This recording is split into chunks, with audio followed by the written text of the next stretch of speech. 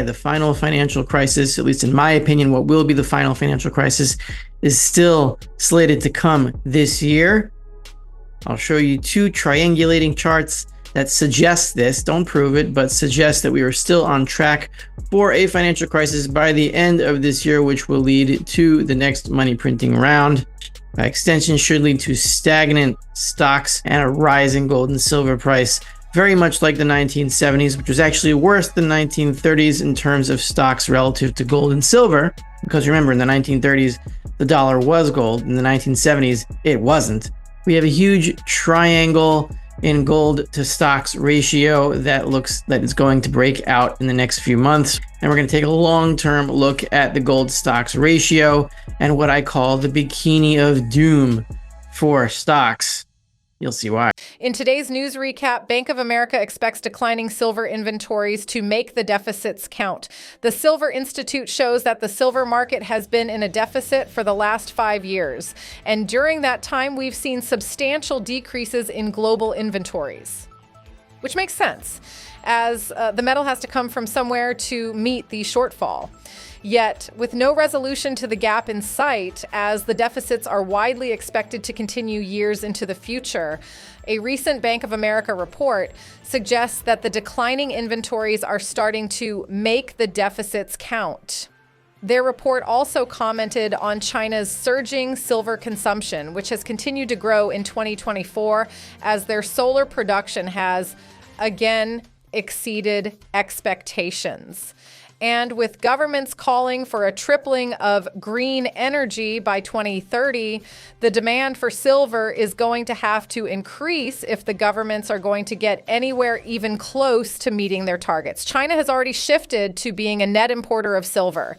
And we've personally talked with one of the larger silver producers who told us about how Chinese smelters have been going directly to Latin American silver producers and offering substantially reduced treatment charges because they're able to take advantage of the increased premiums in China. Now, we'll show you more clips of the latest interview, but first, smash the subscribe button and turn on notifications so you do not miss out our daily recaps. Silver report after all, so we will begin with silver. I have here a chart going back to the 2011 silver top relative to the CRB, so silver relative to the CRB. We hit here, it looks like, major resistance. The only time we broke through this resistance at, what is this number, 0.1145 or something like that.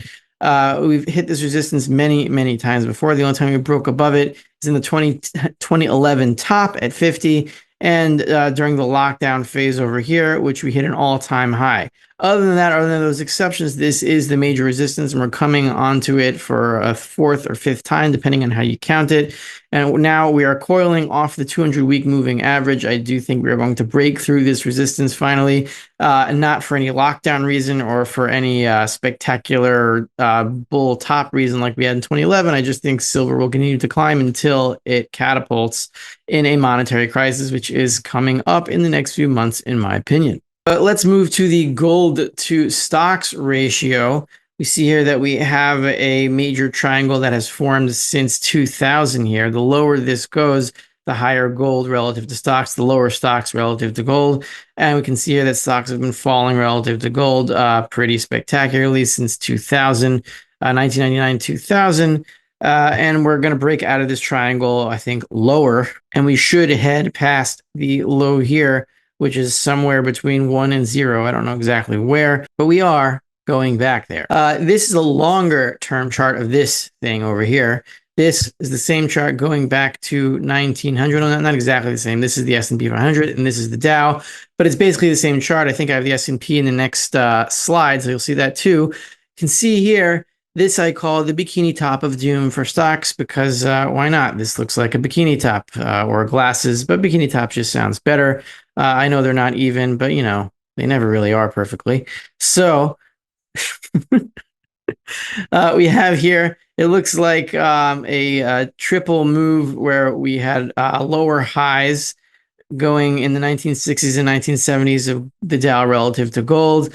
And then we had a major top here in 2000 that we've never even gotten close to. And now we have like an echo bubble of the same sort of pattern of lower highs one here, one here, one here, and it's continuing to fall. So I do expect that we will get to the 1980 lows here, which are reflected in 1931 lows over here, slightly lower than that. But this ratio is headed down. I think this top here is not going to be repeated.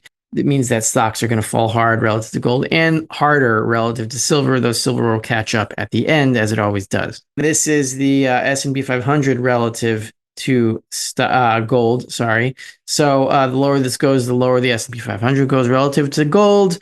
And you can see a very similar chart here of lower highs and head and shoulders. And this is also a bikini of doom. And now, I said in the introduction that I would explain why I think that the end of the year is still ripe for the final financial crisis, which will result in the final printing round, which will be bigger than 2020, which was bigger than 2008, which is bigger than 2001, etc. So here we have a chart from a friend of mine, a subscriber to the Endgame Investor on Substack, Dr. John Gideon Hartnett, who Chris has also spoken to. He's a physicist and a very wise man. It says here, I titled it, even if QT stops completely, that takes us to February 2025. I'll explain this chart in a second here. So this curve here is a double exponential. What John did, Dr. John Gideon Hartnett did, was he plotted Fed liabilities going all the way back to 1913. This is one section of that graph, and found that the liabilities had to plot a double exponential curve. This is number 2 here, as you see. And every time that the Fed falls below the curve a certain amount, you have a financial crisis. And we find that point to be, in 2019 during the apocalypse, 36% below the double exponential curve. And the Fed went back above the double exponential curve during the 2020 printing round. And when it went below it again, there was a minor regional banking crisis. And now we're headed towards the 36% below crisis line over here. And had QE, this is QT, sorry, QT, this was the line of the trajectory of QT from the time post-regional banking bailout until now. If it had continued on the line that it did, you can see QT slows down slightly over here. Had it continued at the rate it had gone post-regional banking bailout, then we would have hit the 36% below crisis line at August 31st, 2024. And now we're slightly below that rate, so it's going to stretch out. And what I did was I added the calculation that even assuming QT completely stops, meaning the amount of liabilities stays the same on the Fed's balance sheet, or the assets liabilities, same thing, we will only be able to stretch out to about January, February 2025 until we hit the next crisis. Why? Because the double exponential continues to move higher and higher, and the Fed's liabilities must match that. And if they stay stable, we only have a few months left until the next crisis anyway, even if QT completely stops. So this is what Dr. Hartnett wrote over here. You can check out the full post at this URL, pause it here, and check it out. And now, in today's news recap, will rate cut hopes ignite a silver rally? Silver prices remained stable on Wednesday, hovering around the pivot point, which is currently guiding the market's short-term direction. Unlike gold, which is nearing record highs, silver traders are adopting a cautious stance, with little momentum pushing prices decisively in either direction.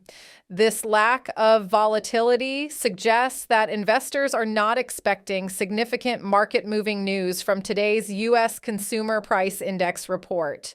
The modest support for silver prices on Wednesday is largely due to expectations of a potential U.S. interest rate reduction and ongoing tensions in the Middle East. However, the market remains sensitive to upcoming U.S. inflation data, which could influence the Federal Reserve's monetary policy decisions. Despite these supportive factors, low demand from China continues to weigh on the market, potentially limiting any substantial rally in silver. Investors are closely watching the latest inflation data, particularly the core CPI, which excludes volatile food and energy prices. Expectations are for a 0.2% increase from the previous month and a 3.2% rise year over year. The data comes at a time of growing economic uncertainty, with some investors questioning whether the Federal Reserve should have already begun cutting interest rates. According to CME Group, traders are currently split on the likelihood and size of a rate cut in September, though the consensus leans towards some form of easing. U.S. Treasury yields edged lower on Wednesday as the market absorbed the latest inflation data and its potential implications for the economy. A confirmation of slowing U.S. prices could bolster bets on a significant rate cut in September, potentially driving silver prices higher. Additionally, geopolitical tensions, particularly in the Middle East, continue to fuel safe haven demand for silver. Now, we'll show you the best clips of the latest interview, but first, hit the like button, subscribe to the channel, and check our description for full vid credits. Enjoy the episode. Now, this is another way to measure the same thing, the 36% below the curve mark, which has triggered crisis in the past. This is, I've shown this before, repos as a percentage of reserves, and the repo volume keeps rising every week. We are now at an average of about 2.1 trillion for the week, and next week it should be even higher. And reserves are steady, but even if they are steady, if repos keep rising, then this ratio keeps rising as it has. I think we're at 64% now. And if you extrapolate this line out, we only have until about December, January 2025 until we hit the crisis level of 86, 87% as we did during the apocalypse over here. So same sort of time frame, late 2024 for the next crisis when we hit 87% on this, which is the same as 36% below the curve of Fed liabilities on the other chart. It's all triangulating to the similar time frame. This is from Daniel Oliver's latest research that you can find at mermccann.com. And he is my favorite gold and silver analyst, as you would know if you've been following me for any amount of time. So what Oliver says here is that the 70s stagflation was actually worse for stocks than the 1930s and actually as good for gold, but in a different way. The 1920s bubble was simply a credit bubble. There was no monetary debasement. The S&P 500 crashed 88% in nominal terms from peak to trough. That's 1929 to 1932. In the 1970s, the S&P 500 from its peak to 1967 to its trough in 1980 fell only 14% nominal terms, but 94% in terms of gold, which is much worse than it fell in terms of dollars, which is also in terms of gold in 1930s. If we are living through a repeat of the 1970s and the parallels seem so perfect, we should not expect a cataclysmic collapse in the stock market, despite the ridiculous valuations. Stocks would instead lurch higher and lower within a trading range for the next decade, ending in roughly the same nominal price, but worth 90% less. Gold, on the other hand, will reveal the carnage. It rose 24-fold from 1971 to 1980. The way we look at it, gold went from being 12% of the Fed's balance sheet to 133% in the final dollar panic.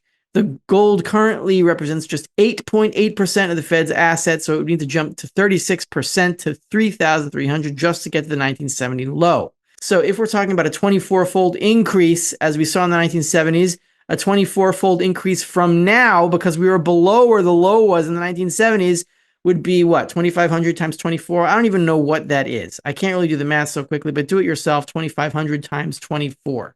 That's the high we need to get to just to reach the 1980 high in today's terms. And next, I want to go into the CPI. Why is it falling at 2.9% annual? It's, there's still price inflation. We're still at 3%, which is above the 2% Federal Reserve mandate or whatever it's called. So you can see here in the list, if you go to used cars and trucks, right, that's pretty much the only thing that's really falling. 2.3% month over month. And if you go here to the year over year numbers, you have almost 11%. And why is this? Well, you had huge supply chain disruptions during the lockdowns that took several months to clear out, and they're clearing out now. So if assuming you're not buying any used cars, inflation for you, or price inflation rather, is much worse, as it is for almost all of us. But yeah, used cars. Nobody comes down. See here in the CPI, measuring price change inflation in the CPI, used cars and trucks. So how do you do this? How is it calculated? Well, you look down here and you see here's the equation: depreciation adjusted price equals P to the T to the M comma V times all this stuff to the N over 12, where PT to the MV is the price of the period T for making the model of thing. And then if you all carry that over the one and something, you can come up with the equation that will solve all of life, the universe, and everything. Not over. We had the Japanese Prime Minister Kishida, I think his name is. He resigned. Where did he resign? Over here. when the yen went from 147 to 149 overnight, not even overnight, within a few minutes, maybe an hour, something like that. So yeah, the carry trade is not over. The yen will continue to weaken as the Bank of Japan falls and says that it does not want to hike rates. What do you think of today's episode? Do you agree with Rafi? Will be a major market collapse in 2025 as he predicts? Will gold and silver shock everyone with a massive bull rally?